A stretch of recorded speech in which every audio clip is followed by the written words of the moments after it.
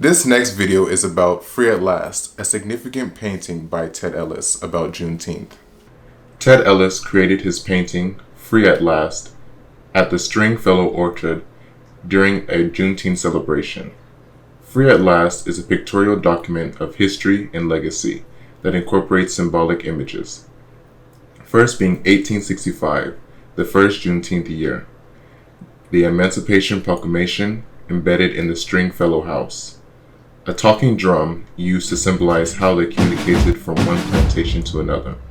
The great orator Frederick Douglass, Harriet Tubman leading the enslaved people to freedom, the quilt for storytelling, the oak tree for strength, the roots to know our history, the family for unity, the United States Colored Troops for vigilance and service, a broken chain for freedom, hand over the heart for belief in the righteousness, and a tear for the pain and struggle, and the three crosses for sacrifice.